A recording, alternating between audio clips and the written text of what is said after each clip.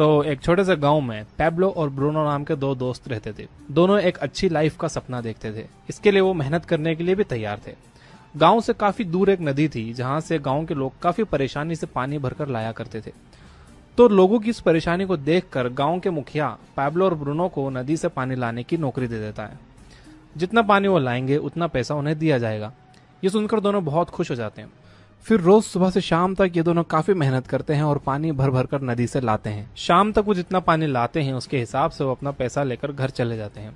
काम खत्म होने के बाद वो काफी थक चुके होते हैं और दोनों के हाथ और पीठ दर्द कर रहे होते हैं। ब्रूनो तो काफी सेटिस्फाइड था उसके काम से और जो पैसा वो कमा रहा था उससे, और उसे पूरा भरोसा था कि वो इस काम के जरिए उसके सारे सपने पूरे कर सकता है।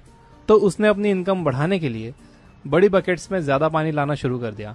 दूसरी तरफ पैब्लो अपने काम से सेटिस्फाइड नहीं था। वो ज्यादा पैसा कमाने का कोई आसान तरीका ढूंढ रहा था। एक दिन उसे आइडिया आया कि क्यों ना नदी से गांव तक एक पाइपलाइन बना दी जाए। अगर पाइपलाइन बन जाएगी तो गांव को वो ज्यादा पानी दे सकेगा।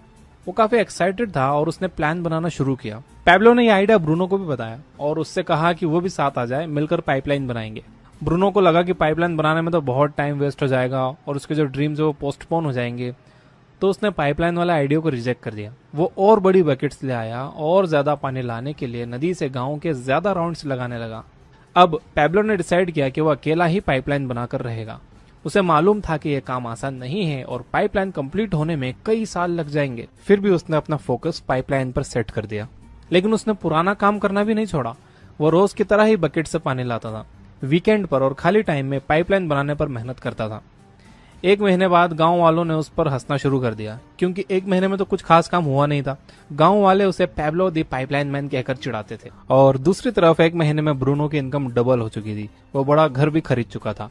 उसकी लाइफ स्टाइल बदल चुकी थी। अब वो डेली काम खत्म करने के बाद अपनी मेहनत की कमाई बार्स और रेस्टोरेंट्स में खर्च करता था। कुछ महीनों बाद ब्रूनो ने यह रियलाइज किया कि रोजाना इतनी बड़ी बकेट्स उठाकर लाने की वजह से उसका शरीर अब थक चुका था। अब इतनी बड़ी बकेट्स उठाना उसकी बॉडी उसे अलाउ नहीं कर रही थी। धीरे धीरे उसने कम पानी लाना शुरू कर दिया। उसकी बकेट्स छोटी होते गई। तो महीने गुजरते गए। पैब्लो ने अपनी पाइपलाइन पर काम जारी रखा। 1 साल गुजरा, 2 साल गुजर गए एंड फाइनली पैब्लो ने पाइपलाइन कंप्लीट कर ली। अब वो बकेट उठाने की जगह पाइपलाइन से गांव को पानी देता था। पैब्लो पहले से बहुत ज्यादा कमाने लगा था। तो अब सिचुएशन ऐसी हो गई थी कि अगर पैब्लो अब काम नहीं भी कर रहा हो, यानी अगर वो सो रहा हो या पार्टी कर रहा हो या कहीं घूम फिर रहा हो, तब भी वो कमाता था। दूसरी तरफ पाइपलाइन की वजह से ब्रूनो बेरोजगार हो चुका था। अब देखिए, रियल लाइफ में ज्यादातर लोग बकेट करियर्स ही हैं, बल्कि हम एक बकेट करियर वर्ल्ड में रह रहे हैं। मोस्टली लोग अपना टाइम और एनर्जी ब्रूनो की तरह बेच रहे हैं। अगर एक जॉब से पैसा कम पड़ रहा है तो सेकंड जॉब कर रहे हैं या फिर ओवर टाइम कर रहे हैं, यानी कि अपनी बकेट्स बड़ी कर रहे हैं। दूसरी तरफ पैब्लो ने क्या किया? उसने अपना सारा टाइम और एनर्जी लिमिटेड इनकम के लिए नहीं बेचा। उसने अपना थोड़ा टाइम और एनर्जी पाइपलाइन बनाने में लगाई। पैब्लो को पता था कि एक दिन ऐसा आएगा, एज या हेल्थ की वजह से उसके पास ज्यादा टाइम और एनर्जी नहीं होगा। आज जितने भी अमीर लोग हैं, सब ने पाइपलाइन ही बनाई है। चाहे आपको वो पाइपलाइन नजर नहीं आती हो, लेकिन उनके पास अपनी पाइपलाइन है। ऐसा टाइम सबको आना है जब आपकी एज ज्यादा हो जाएगी, तब आप इतना काम नहीं कर सकोगे जितना आज कर रहे हो, और शायद बिल्कुल ही ना कर सको। इसलिए हमें सारा टाइम और एनर्जी लिमिटेड इनकम में नहीं लगाना चाहिए।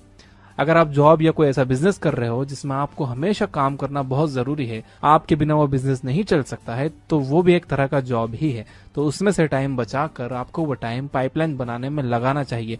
मैं ये नहीं कह रहा हूँ कि आपको जॉब छोड़ देना चाहिए।